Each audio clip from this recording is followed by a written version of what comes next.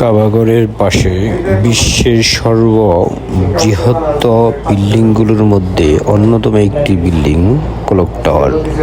এর পূর্বের নাম ছিল আবরাজ টাওয়ার। এই ক্লক টাওয়ারটা বিশেষ করে হজের সময়ে মিনা মুজদালিফায় দিক নির্দেশনার কাজে বেশ ব্যবহৃত হয় এবং হজ ও ওমরা রিলেটেড বিভিন্ন কাজকর্মে ব্যবহৃত হয়ে থাকে। এই বিল্ডিংটির মধ্যে বড় বড় নামকরা 9টি 5 স্টার মানের হোটেল আছে সহ আরও অন্য আনুষঙ্গিক যা আছে সেটা খুবই উপযোগী করে গড়ে তোলা, বিশেষ করে হাজী সাহেবদের জন্য।